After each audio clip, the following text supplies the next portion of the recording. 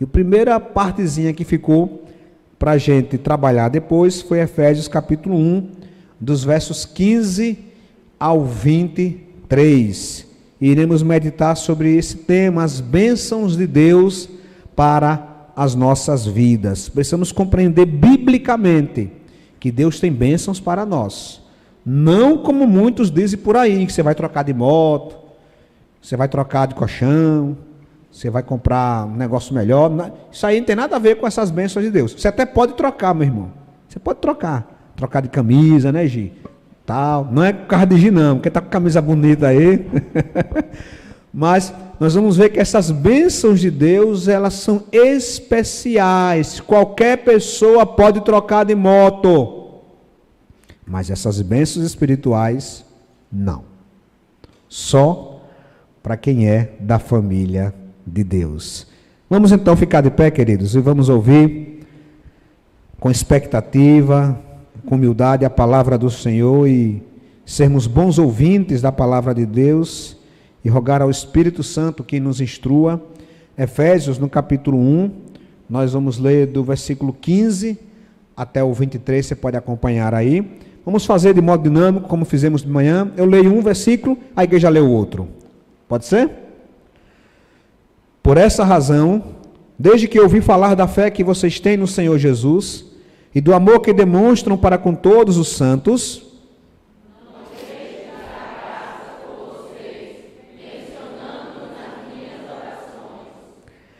peço, oro, que o Deus nosso Senhor Jesus Cristo, glorioso Pai, lhes dê espírito de sabedoria e de revelação no pleno conhecimento dele. Oro também para que os olhos do coração de vocês sejam iluminados, a fim de que conheçam a esperança para a qual ele os chamou, que são as riquezas da gloriosa herança dele concedida aos santos. E a incomparável grandeza do seu poder para conosco, os que cremos, conforme a atuação da sua poderosa força.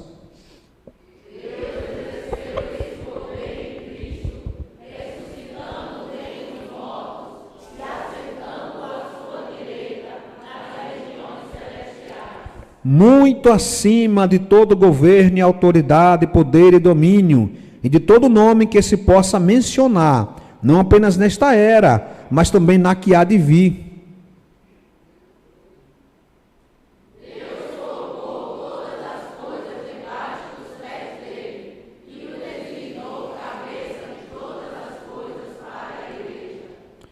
Que é o seu corpo, a plenitude daquele que enche todas as coisas em toda e qualquer circunstância. Vamos orar. Pai Santo, vem em nosso auxílio, Pai, neste momento, porque estamos falando de coisas espirituais. As palavras que agora fizemos a leitura em público são palavras espirituais, e elas precisam ser discernidas espiritualmente. E nós só conseguimos isso se o Senhor vier em nosso auxílio por meio do teu Santo Espírito. Por isso, Pai, vem edificar a tua igreja nesta noite, vem transformar vidas nesta noite, vem revelar o teu evangelho esta noite, tudo para o louvor da tua glória. Em Cristo que oramos. Amém. Pode se assentar, queridos. Meus irmãos, não sei vocês, não sei. Mas já aconteceu comigo algumas vezes. Certa vez, eu estava procurando um livro na internet. Eu queria muito aquele livro. Disse, eu quero esse livro. E eu procurei, digitei. E aí, Júnior, estava caro em um site. Aí eu procurei outro. Ângela, eu fui procurando. E aí, naquela ânsia de conseguir um livro bom, bonito e barato, e aí eu clicava. Aí eu comentei com Carlinha. Disse, Carlinha, quero tanto comprar esse livro. Era qual? Aí eu disse lá o nome. Aí ela, mas você já tem. Só faltou dizer, abestado. Você já tem. Eu disse, e está até plastificado, engomado, lacrado, presenteado, com laço e tudo. Aí eu disse, olha só, eu já tenho. Eu estava querendo uma coisa, Elias, que eu já tenho. Já aconteceu com os irmãos isso parecido? Né? De você querer uma coisa e você diz, rapaz, não é que eu já tenho isso? Isso acontece conosco, meus irmãos, também, do ponto de vista espiritual. O desejo, meus irmãos, do apóstolo Paulo, era que os cristãos em Éfeso entendessem as bênçãos, as riquezas que eles já possuem. O desejo do apóstolo, meus irmãos, é que eles compreendessem quem eles são em Cristo Jesus. Porque a gente, meus irmãos, a gente percebe, o apóstolo vai dizer que sabe que eles têm fé. O apóstolo vai dizer logo no início que vê a fé dele. Lá no início ele fala, olha, por essa razão, desde que eu ouvi falar da fé que vocês têm no Senhor Jesus, então ele sabe que os irmãos da igreja de Éfeso, eles têm fé. Mas, meus queridos, essa fé, ela não é apenas a fé salvadora, aquela fé inicial que nos capacita a reconhecer Cristo como Senhor e Salvador. Quando nós cremos em Jesus, nós ganhamos muitas coisas das quais, em determinado nível, Paulo vai dizer que não pode nem dizer, quando ele viu lá a glória. Nós temos bênçãos tal, Patrício, que a gente não consegue compreender, mas é para a gente compreender. Por isso que o apóstolo Paulo, ele vai escrever, não somente no livro de Efésios, mas sobretudo essa pequena passagem, para que a gente possa nos apropriar das bênçãos de Deus para nós. Porque, meus irmãos, a vida cristã, ela possui duas dimensões inseparáveis, a fé em Deus e o amor ao próximo. Isso é o básico. Porém, Paulo sabia que isso era apenas o começo da vida cristã. Havia muito mais que os efésios deveriam descobrir, que o apóstolo deveria, e como ele era apóstolo aos gentios, que ele se sente na obrigatoriedade, na motivação de assim ensinar aquelas pessoas. Então Paulo não pede que Deus dê à igreja o que ela ainda não tem. Preste atenção nisso. A oração do apóstolo Paulo não é para que Deus dê à igreja de Cristo o que ela não tem, não. O desejo do apóstolo Paulo é que a igreja compreenda, tenha conhecimento, tenha convicção das coisas que ela já tem em Cristo Jesus. E quando eu falo igreja, eu falo eu e você, eu falo todos nós. Então a oração dele era para que Deus revelasse. Pai, revela quem eles são. Porque, meus irmãos, a ideia é que por um minuto, por um tempo, Deus pudesse rasgar o céu e fazer com que eu e você possamos entender quem nós somos, a natureza espiritual que nós temos, tal qual aconteceu lá com Estevão, quando antes de morrer ele viu o céu aberto, anjos subindo e descendo. Então o desejo do apóstolo é fazer com que eu e você possamos compreender essas bênçãos de Deus para a minha e para a sua vida. Por isso que Paulo ele vai orar, para que a igreja possa ter essa revelação. Paulo vai orar por 4 motivos. Mas antes de vermos esses 4 motivos, precisamos compreender o seguinte: você só vai entender esses 4 motivos da oração de Paulo se você preencher, meu querido, esses 2 pré-requisitos iniciais. Se você compreender, primeiro, que o que está aqui nesse versículo 18. Esse versículo 18, que nós vamos até depois voltar, Paulo vai falar que ora para que os olhos do coração deles sejam iluminados. Então, meus irmãos, precisamos compreender aqui o seguinte: em primeiro lugar, as bênçãos de Deus, elas só vêm por meio do Espírito Santo. As bênçãos de Deus, essas bênçãos espirituais, elas não vêm de outra forma. Você não pode comprar no shopping, você não pode comprar na Shopee, você não pode comprar em outro lugar. É somente por meio do Espírito de Deus. Porque como está escrito em 1 Coríntios 2, diz, nós porém não recebemos o Espírito do mundo, mas o Espírito procedente de Deus. Para que o quê? Precisamos compreender isso. Precisamos compreender o chão que nós iremos pisar. E que temos pisado já na jornada cristã. Então, nós recebemos o Espírito de Deus para que entendamos as coisas que Deus nos tem dado como? Com muito dinheiro? Deus nos deu gratuitamente muitas coisas. Que coisas? Eu preciso estar vinculado ao Espírito Santo. Eu preciso ter o Espírito Santo. Sem o Espírito Santo eu não vou compreender. Porque quem não tem o Espírito não aceita as coisas que vêm do Espírito de Deus, pois lhes são loucura e não é capaz de entendê-la, porque elas são discernidas espiritualmente. Então o Espírito Santo, meus irmãos, ele revela a vontade de Deus e nos dá sabedoria para compreender esta verdade e aplicar em nossa vida. Primeiro pré-requisito. Segundo pré-requisito, essa iluminação é dada ao coração daquele que crê.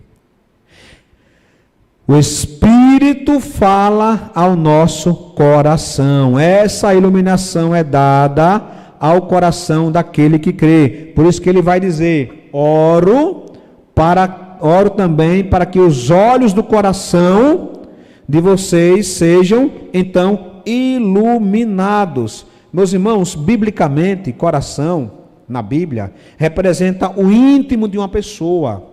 Quando você ouvir a palavra coração na Bíblia, tem que juntar três coisas: emoções, mente e a questão das decisões, da vontade. Então, coração, porque para a gente coração é o quê? Eu estou apaixonado.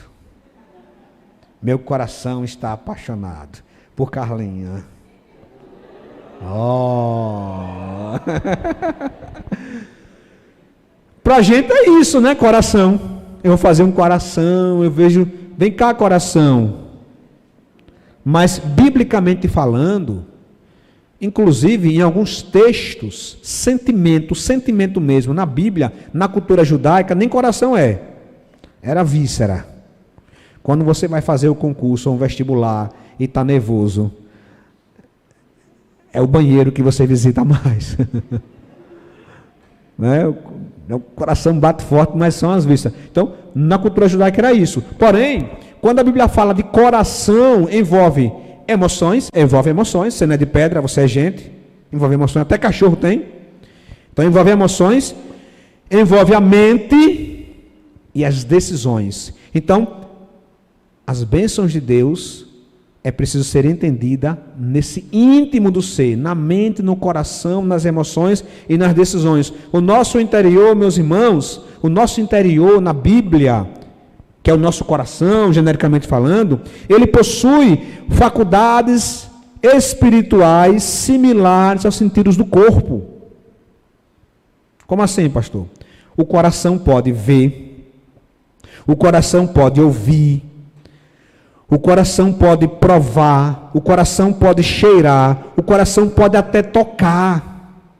É por isso que certa vez, Jesus Cristo ele vai dizer o seguinte, não coloquei não, vai dizer o seguinte, olha, por essa razão eu lhes falo por parábolas, para que vendo, não veem, e ouvindo, não ouvem nem entendem. O que ele está querendo dizer isso? É porque era cera no ouvido? Não, é porque o povo ouve com o ouvido físico, mas não está ouvindo com o ouvido do coração, porque o nosso coração ouve, o nosso coração cheira, o nosso coração vê. Então, a incapacidade de ver e compreender as coisas espirituais não deve ser atribuída, meus irmãos, à inteligência. Preste atenção nisso. Eu vou repetir. A incapacidade de ver as bênçãos espirituais de Deus, a incapacidade de ver o Evangelho, de ouvir a voz de Jesus e entender, não deve ser atribuída à inteligência, mas sim ao coração. Os olhos do coração devem ser abertos pelo Espírito Santo de Deus. Isso não quer dizer que você não vai usar a mente, porque o coração envolve também a mente. Mas não é somente. Por isso que há muitos inteligentes que não creem em Jesus, porque não se abre no coração, nas suas emoções, e não toma uma decisão, que é a vontade. Dito isso, meus irmãos, nós pavimentamos então aí o terreno. Está preparado? Quais são as bênçãos espirituais que Paulo vai falar em Efésios capítulo 1 para os que são de Deus, para os que receberam o Espírito de Deus? A primeira bênção, a primeira oração de Paulo, Paulo ora o seguinte, olha, Pai, que a Igreja Batista em Augusto Franco possa conhecer a Deus. Fala, mas eu conheço. Não, não é isso. Não é isso. Vamos ler um texto? Por essa razão, desde que eu ouvi falar de vocês, ouvi falar da fé que vocês têm no Senhor, eles já conheciam, e do amor que demonstram para todos os santos. Então, Éfeso, a igreja dos cristãos em Éfeso, os efésios cristãos, já era uma igreja que tinha fé em Deus e praticava o amor ao próximo. Não era neófito, não era uma igreja incrédulo, não. Era uma igreja. Cria em Deus, crê em Deus. E o que é que você faz? Eu amo o meu próximo. Porém, ele diz, não deixo de dar graças por vocês, mencionando-os em minhas orações. Qual é a oração? A primeira oração de Paulo? Peço que o Deus nosso Senhor Jesus Cristo, e aí, algumas versões falam, não é? Que Deus, o Pai, nosso Senhor Jesus Cristo, lhes dê espírito de sabedoria, revelação, tudo isso no pleno conhecimento dele. Não basta dizer, eu creio em Jesus, eu creio que ele morreu na cruz, amém, glória a Deus, e recitou em quantos dias? 10, 4, 9, 3, e 3, aê, parabéns. Não basta, isso é para as crianças, elas é que vão aprender de início. Quantos estavam na arca de Noé? Elas é que vão aprender. Pedro, Tiago, João no barquinho, no mar da Galileia. Cantei afinado. Aí, irmãos, isso aí eles já sabem, pastor Edson. Mas ele pede, a oração de Paulo é, Senhor, lhes dê espírito. Esse espírito está com E maiúsculo ou minúsculo? É o nosso interior. O que é espírito na Bíblia com E minúsculo? A minha disposição interior, o meu desejo. Quando você vê, por exemplo, na Bíblia, olha, eles têm espírito de falsas profecias, espírito de confusão. Não é que ele está possesso. Espírito de confusão na Bíblia não é que ele está possesso. É que aquele irmão interiormente só quer briga. Ele tem uma vontade de brigar. Ele só pensa em brigar. Ele tem uma disposição para brigar, para criar confusão. Então o espírito aqui é o interior da pessoa.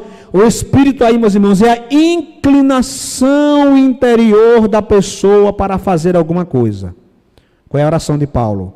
Que Deus nos dê espírito de busca de sabedoria. Sabedoria nas decisões. Faço isso ou faço aquilo? Para onde eu vou? E de revelação, no pleno conhecimento dele. Esse conhecimento, meus irmãos, não é básico, mas ele é um conhecimento elevado. Um ateu diz que não há Deus a ser conhecido. Um agnóstico, quem é agnóstico? Aquele cara que fala, se Deus existe, eu não sei.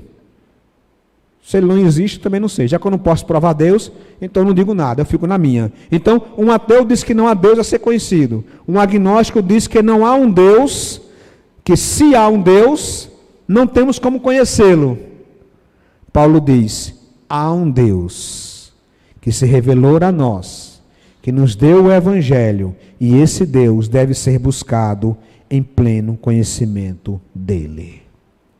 Meus irmãos, sem conhecermos verdadeiramente e intensamente a Deus, não podemos viver as bênçãos do Senhor para nós. Preste bem atenção, a primeira bênção é você conhecer na intimidade Jesus. Conhecer Deus, Jesus é a revelação suprema de Deus. Então, ter conhecimento de Deus, saber como Deus age, conhecer a maneira como Deus trabalha, o amor de Deus revelado em Jesus Cristo, conhecer a história revelada na Bíblia, isso é uma bênção. A primeira bênção, meus irmãos, é conhecer a Deus. Você fala, mas, virgem, certa vez Cristo falou, olha, a vida eterna é conhecer o meu Pai. Não são muitos que conhecem Jesus, são poucos que conhecem. E esse conhecimento, meus irmãos, é importante, porque quem não conhece a Deus está fadado ao fracasso. Por exemplo, lá em Romanos capítulo 1, fala de algo muito interessante, que é na área da teologia natural. Vai falar o seguinte, portanto, a ira de Deus é revelada do céu contra toda a impiedade e injustiça dos homens, que suprimem a verdade pela injustiça. Pois o que de Deus se pode conhecer é manifesto entre eles, porque Deus lhes manifestou. Pois desde a criação do mundo, os atributos invisíveis de Deus, quais são? Temos que conhecer a Deus. Quais são os atributos de Deus? Atributos comunicáveis, atributos incomunicáveis. Temos que conhecer Deus, meus irmãos. Quais são os atributos que Deus tem, que Ele nos dá? Quais são os atributos que Deus tem, que Ele não nos dá? É preciso conhecer, e esse conhecimento é uma bênção. Então ele diz, olha, os atributos invisíveis de Deus, seu eterno poder e sua natureza divina, têm sido vistos claramente. Meus irmãos, você quer prestar atenção agora. Paulo está falando esse texto para dizer que as pessoas que estão caminhando para a perdição, elas não têm justificativa. Paulo está falando o seguinte, olha, ainda que você morasse lá com aquele casal da Lagoa Azul, aquele filme Lagoa Azul, você foi lá visitá-lo e ficou lá, está só vocês três. Ainda que você morasse lá na Lagoa Azul, você teria condições de conhecer Deus. Olha que coisa, meus irmãos. O homem natural ali, era para ele olhar para a criação e ele dizer, gente, como Deus é criativo. Você já viu as aves dos céus? Você já viu cada folha? Você já viu cada fruto? E aquele passarinho? E como ele canta? E como ele encanta? E como ele... Gente, não, só pode haver um Criador. Então, só na observação, uma Marlene, é para a gente, Rui, conhecer Deus. Agora eu fico imaginando. Imagine o que nós podemos conhecer tendo Deus morando dentro de nós. Olha o potencial que nós temos de conhecer Deus, sabendo que Deus mora em nós por meio do Espírito Santo. Infelizmente, tem muito cristão que tem o Espírito Santo de Deus e que nem reconhece que Deus criou todas as coisas. É um absurdo isso. Mas os atributos de Deus, seu eterno poder, são vistos claramente, sendo compreendidos por meio de coisas criadas, de forma que tais homens são indesculpáveis. Então, nesse texto, queridos, Paulo descreve os estágios da degeneração humana. Primeiro, ignora a Deus, não busca conhecer a Deus, troca a verdade pela mentira, que é a injustiça, e depois vai se entregar à imoralidade, entregar-se-á à indecência. Como isso começou? Isso começou primeiro na recusa em conhecer Deus como Criador, como sustentador, como governante, conhecer Deus como Salvador, conhecer Deus como juiz. O cristão precisa conhecer Deus. Cresçam, porém, na graça e no conhecimento do nosso Senhor. Mas eu já creio. Pedro, eu já creio, Pedro, eu já sou cristão, sou batizado. Não, meu querido, conhecer Deus é uma bênção.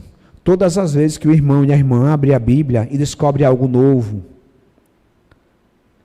você está aproveitando de uma bênção que Deus deu somente para os que são seus. Observe que isso não é só conhecimento de informação, porque quando você tem o Espírito Santo de Deus e você ler a palavra de Deus, o Espírito vai lhe revelar coisas acerca de Deus que são gerais, todo mundo pode conhecer, mas também você vai ter revelação individual. você vai perceber como Deus é amoroso, como Deus trabalha, como Deus disciplina, como Deus guia, como Deus manifesta o seu poder, como Deus restaura. Você vai compreender a compaixão de Deus. Conhecer Deus é uma bênção, mas nós não estamos, meus irmãos, aproveitando essa bênção. Por isso que Tiago vai dizer: você conhece, você crê que Deus é um só? Até os demônios creem e tremem. O diabo conhece a Bíblia mais que todo mundo aqui, mas ele não tem nenhuma bênção de Deus, pelo contrário, porque ele apenas tem a informação, mas nós podemos ter esse conhecimento, que é, meus irmãos, essa aproximação de Deus. Então, o que temos que fazer? Se é bênção conhecer a Deus, vamos então buscar conhecer mais e mais. Vamos abrir a Bíblia com expectativa, não de estar colhendo informações, mas de estar conhecendo mais esse Deus, que é o Deus Todo-Poderoso, que se revela a mim e a você. Poucas são as pessoas que têm a alegria de ler a Bíblia. Algumas leem por obrigação, algumas leem para encontrar erros, algumas leem para usar como arma. Só aqueles que têm o Espírito de Deus é que abrem a Bíblia com alegria, com expectativa, dizer: Senhor, me revela mais sobre quem Tu és. Senhor, Tu és um Deus criador. Senhor, como o Senhor criou o mundo. Use a sua imaginação, meu irmão. Olha, você tem o Espírito de Deus. Deus habita em você. Então mergulhe, se permita mergulhar na imensidão que era esse Deus. Mas em segundo lugar, queridos, a segunda bênção é para que eu e você possamos conhecer as riquezas de Deus. Está esquentando. Olha o que fala o verso 18, que é o que nós lemos anteriormente. Viver de acordo com a esperança, se alegre na esperança, ultrapasse as dificuldades por causa da esperança, se regozije na esperança, ultrapasse obstáculos na esperança para a qual Ele o chamou. Quais são essas esperanças? Ou essa esperança de Deus, ela pode ser desmembrada em quais? São várias, meus irmãos. Primeira, Deus está conosco todos os dias. Já pensou nisso? Você está com Deus todos os dias. Ele mora dentro de você. Meus irmãos, olha, Deus mora dentro de você. Cristo está à destra de Deus, soberanamente reinando e intercedendo por você. Fosse pouco, Ele ainda manda anjo para estar protegendo e guiando você, eu e nós. Meus irmãos, nós somos cercados pelo amor de Deus. O Espírito vem e habita em nós, nos dá o poder, o dínamos, que é esse tema de missões mundiais. Esse poder, o Espírito Santo habita em nós. Cristo ressurreto, glorificado, reina soberanamente e intercede por nós. Há anjos aqui que a gente não vê, que não é para ver, que não é o ministério dele ser visto, que vem e nos protege, e está a gente agora batendo cabeça, achando que tudo vai dar errado, que Deus não nos ama, Deus não me ama não, e Deus não sei o que. Meu irmão, abra o seu coração. Quando você estiver triste, achando que nada nem ninguém lhe ama, achando que o mundo vai acabar, achando que está tudo perdido, ore e diga: Senhor, abra o meu coração para eu ver a sua presença, para eu ver as suas bênçãos, para eu ver o Senhor perto de mim, porque você não vai ver isso com os olhos físicos. Os olhos físicos de você vai ver a sua parede branca do seu quarto. Mas os olhos do coração vai fazer com que você perceba Jesus sentado ao seu lado, enquanto você chora na presença dele. Essa experiência, meus irmãos, é uma bênção que quem não é cristão não tem. Quem é cristão não tem. É só para eu e para você conhecer essas riquezas de Deus. Essa herança, meus irmãos, ela não apenas se refere à herança que nós temos em Cristo, mas sim à herança dele em nós. As riquezas da gloriosa herança dele. Os irmãos estão lendo direitinho? Veja, não é a nossa herança, é a herança de Cristo em nós. É a herança de Jesus. A herança de Jesus Ele dá aos santos. Ele diz, olha, está aqui. Eu fico imaginando, qual a comunhão de Cristo com o Pai? Ele nos dá essa herança. Qual a intimidade de Cristo com o Pai? Ele também nos dá essa herança. Então, meus irmãos, trata-se de uma verdade extraordinária, a de que Deus nos considera parte da sua grande riqueza, da sua herança para conosco, a fim de que eu e você possamos, meus irmãos, agora nos apropriar daquilo que Ele nos fez, daquilo que Ele nos chamou. Olha o que vai dizer o texto: a esperança para a qual Ele nos chamou, não é para todos, é para aqueles que Ele chamou. As riquezas, meus irmãos, no plural. Não é riqueza em reais, não é riquezas materiais, isso Ele pode dar, mas Ele não promete. O que Ele prometeu foi essas riquezas gloriosas em Cristo Jesus. A presença dEle, a comunhão dEle, a de que Ele revelou para todos nós. Como crentes, meus irmãos, somos encorajados, então, a viver de acordo com essa esperança que temos em Cristo.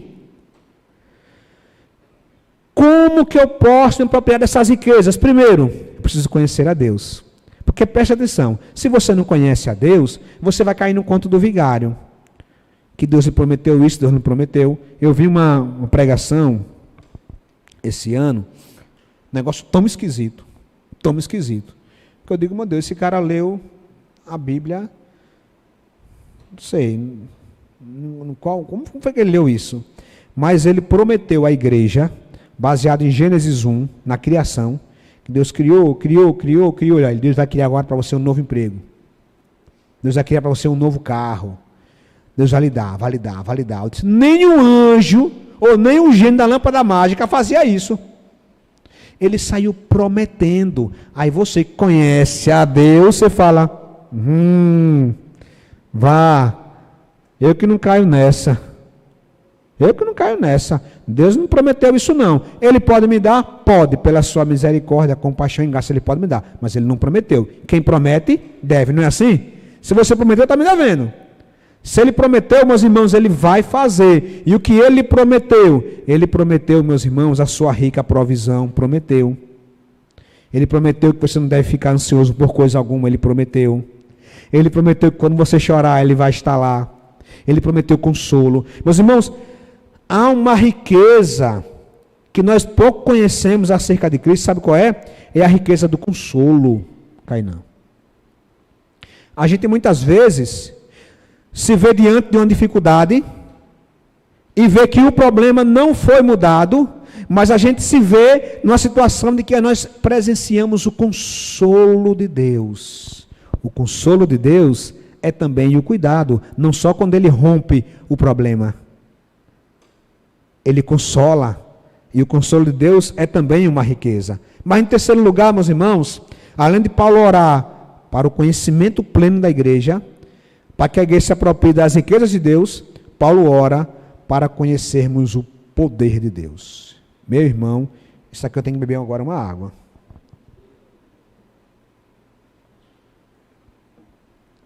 Eu estou, pastor Edson, ainda aprendendo com isso aqui. Estava meditando, digo, meu Deus. E a incomparável grandeza do seu poder para conosco. Conosco quem? Os que cremos. Quem crê já está apto a receber isso. Quem crê. Conhecendo Deus, fazendo sua vontade, se apropriando das riquezas espirituais, você agora poderá conhecer uma coisa a mais. É um poder de Deus, meus irmãos, diferente. É um poder que faz com que Paulo cante na prisão, mas em Hebreus 11, por meio da oração, os santos consigam mudar rumos de batalhas. É um poder que é um poder incomparável, a incomparável grandeza do seu poder para conosco, conforme a atuação de quê?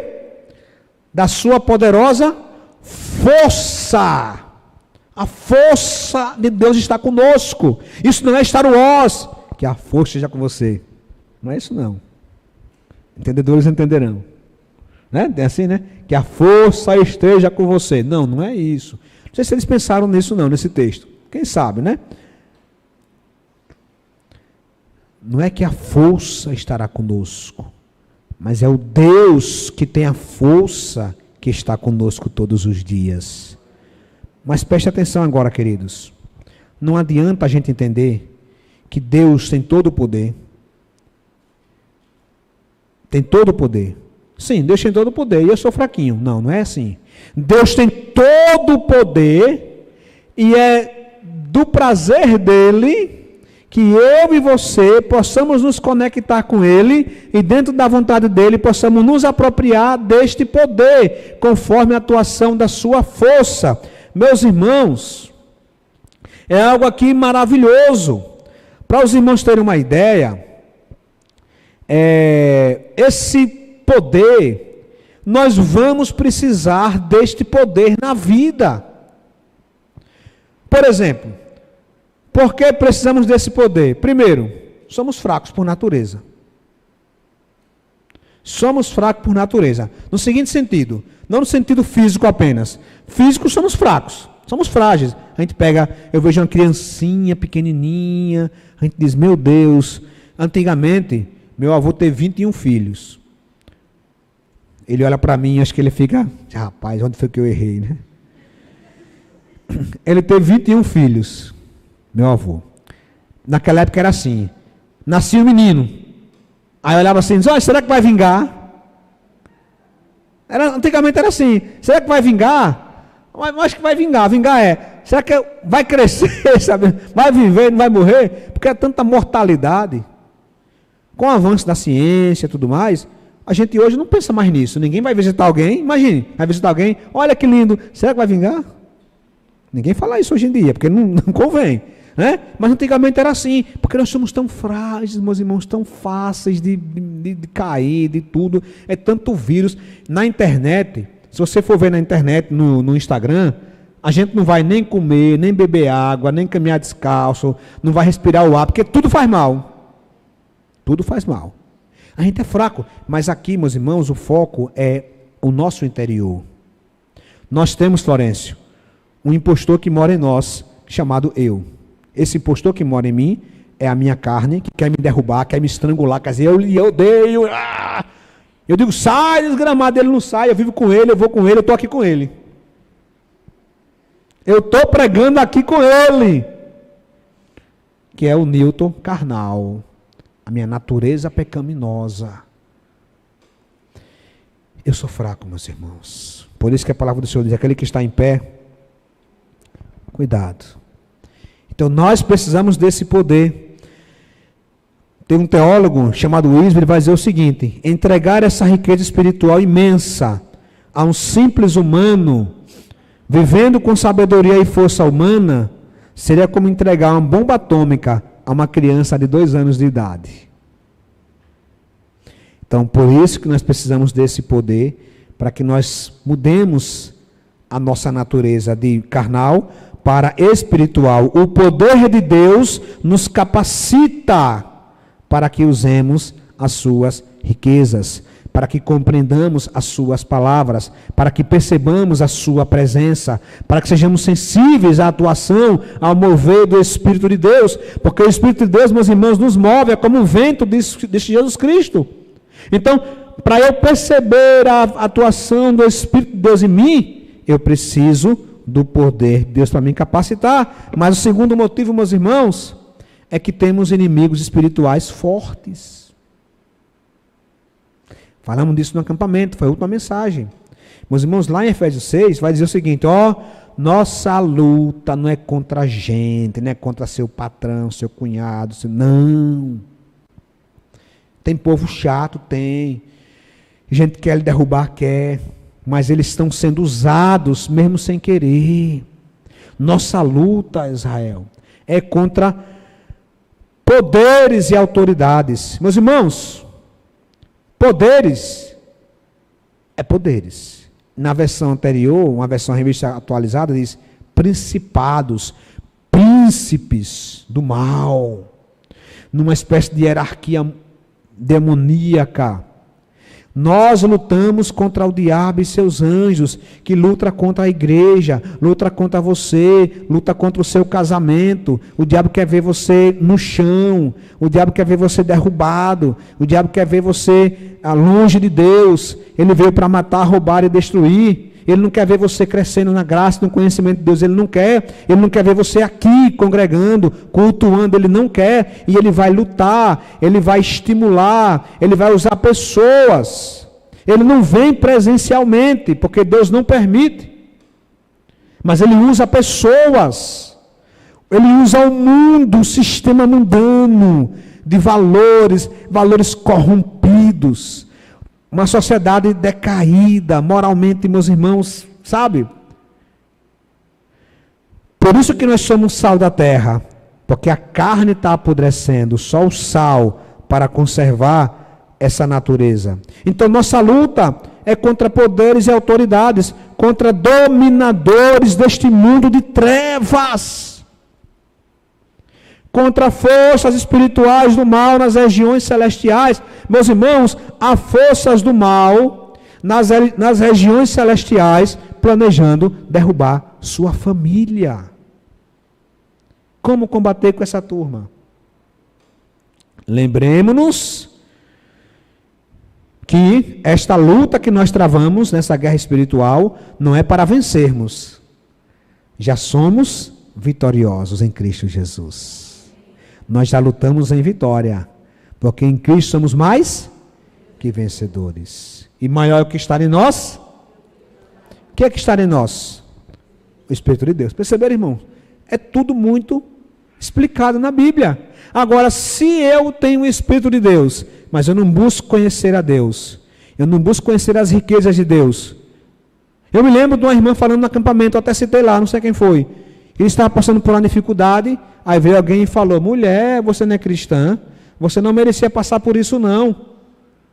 Aí só faltou terminar. Pss, pss, pss, pss, a língua da serpente, né?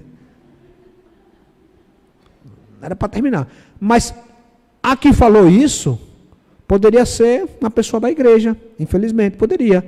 Não é que não é crente, é que como Pedro se deixou levar por uma teologia mundana, que não conhece a Deus em pleno conhecimento e faz promessa que Deus não prometeu. Aí vem a serpente e diz: mulher, você não merecia passar por isso. É verdade, eu vou para a igreja, eu sou dizimista fiel, eu vou para o culto de oração. Então, se você não merecia, por que está passando por isso? Por quê? Porque na verdade Deus não lhe ama. Ou Deus não existe. Ou Deus está nem aí para você. É verdade. Observando, meus irmãos, eu preciso ter esse pleno conhecimento, eu preciso conhecer a Deus. Você vai dizer: minha querida, não, olha aqui, está escrito que as dificuldades deste mundo não podem ser comparadas com a glória, com as riquezas que há de ser revelada em Cristo Jesus. Ripa lá para trás, Satanás. Era para dizer assim. Percebe? Mas eu preciso me apropriar deste poder, meus irmãos. Há muitas vozes falando ao nosso mundo. Então, nós temos que ter esse poder. Aí tem crente, mesmo sabendo que há forças espirituais do mal nas regiões celestes, há crente que sabe que um terço, como diz Apocalipse, um terço dos anjos criados por Deus abandonaram a sua vocação inicial e foram expulsos do céu. Não sabemos o quanto é, né? Um terço de X. Mas sabemos que ao nosso lado tem 2 terços de X.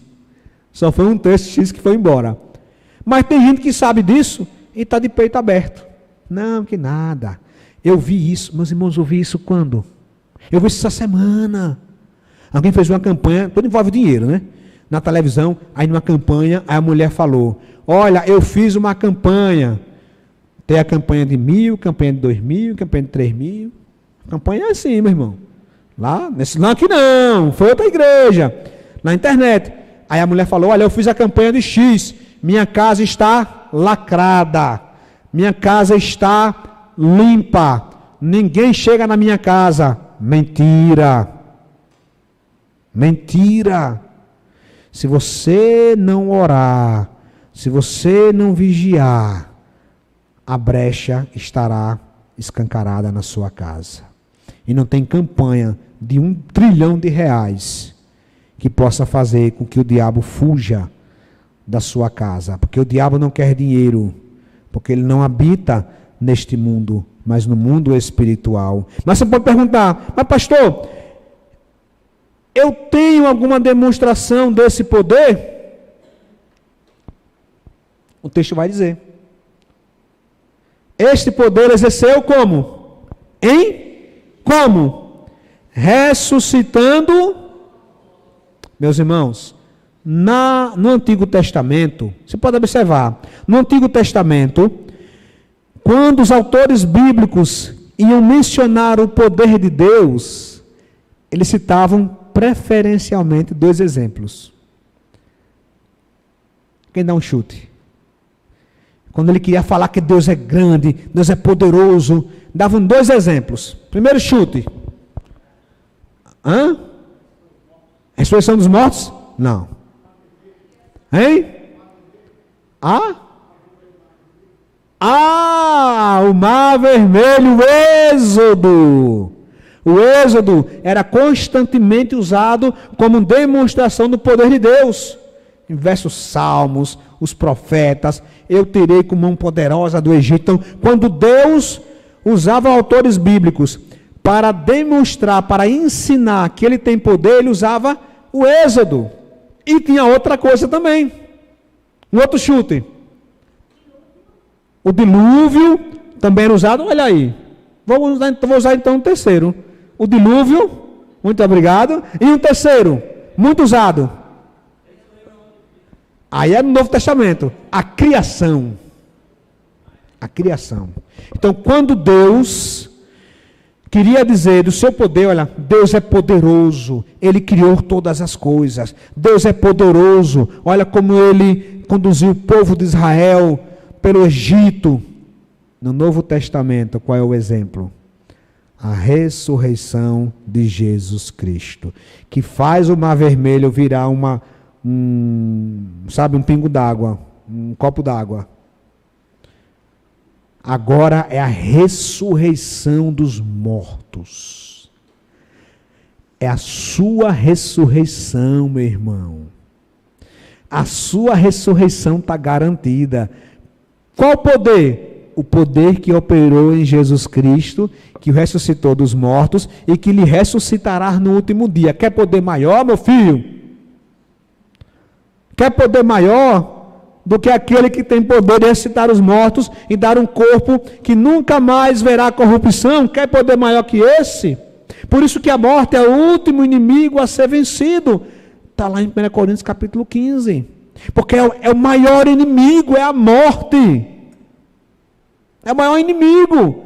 Mas a morte foi tragada pela vitória. A morte foi vencida. Então a ressurreição de Jesus, meus irmãos, é a autenticação que nós seguimos a um Deus poderoso e que esse poder habita em nós para usarmos. Como? Meu irmão, não tem como você ser de Cristo, está aprisionado em pecados. Você tem o poder que habita em você. Tem um poder. Não tem ninguém nesse mundão de Deus que você possa dizer, aquele não tem solução. Pode falar para ele o Evangelho.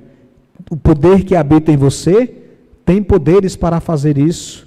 Lembra do texto de Jesus para Pedro? As portas do inferno não prevalecerão contra a igreja. Eu já expliquei aqui, vou explicar de novo. Como é que alguns leem esse texto? A igreja fechada, com as portas fechadas, e o diabo querendo entrar. Eu quero entrar, você não entra não. Aí pá, dá uma pesada. As portas da igreja não vão se abrir para o inferno. E aí pá, a gente pensa isso, mas não é isso, meus irmãos. As portas do inferno é que não vão prevalecer contra a igreja. O que é isso? A igreja, meus irmãos, ela avança. ela avança, e ela avança, ela chega no inferno.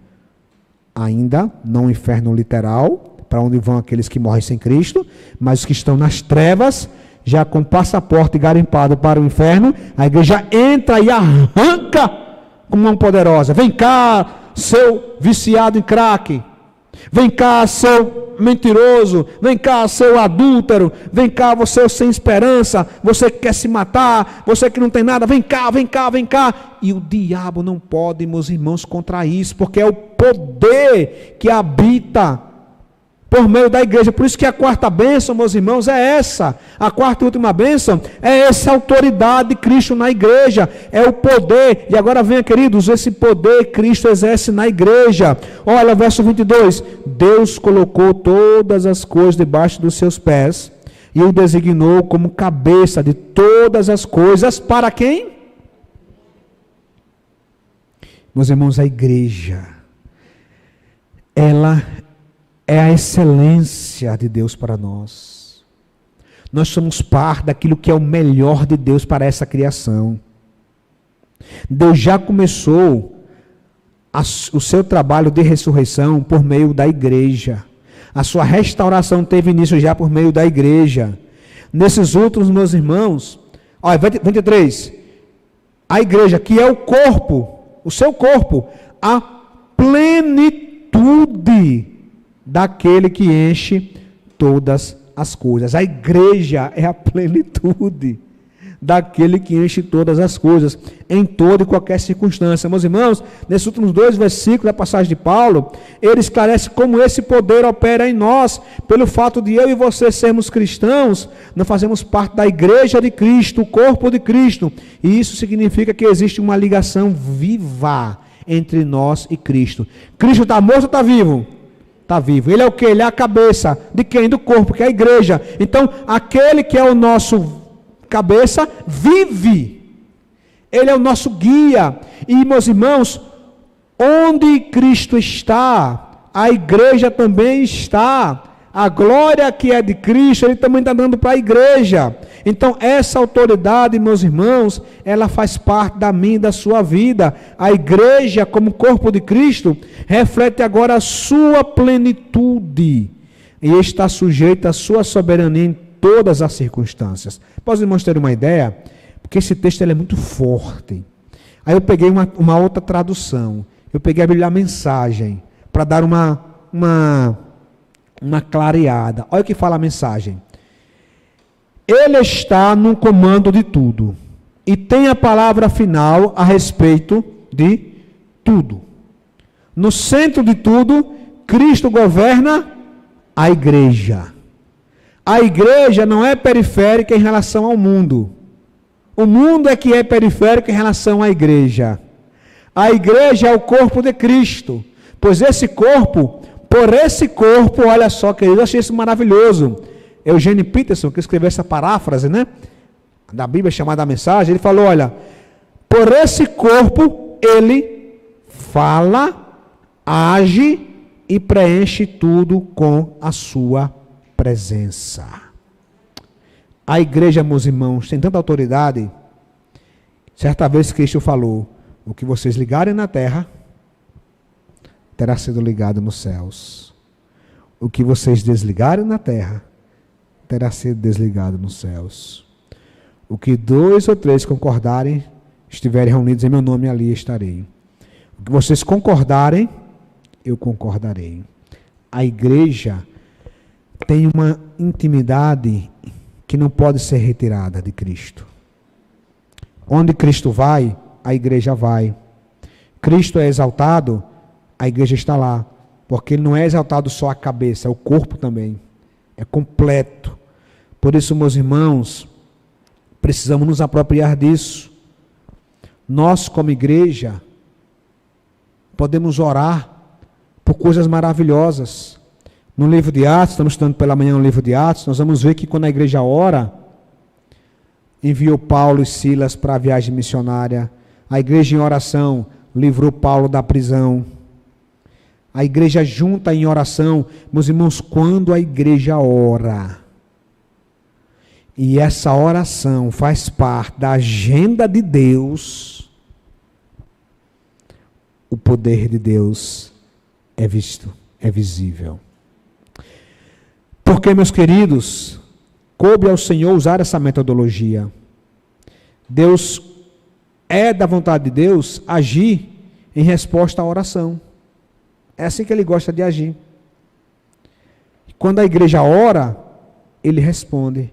Quando a igreja busca, ele está presente. Quando a igreja clama, ele está ouvindo.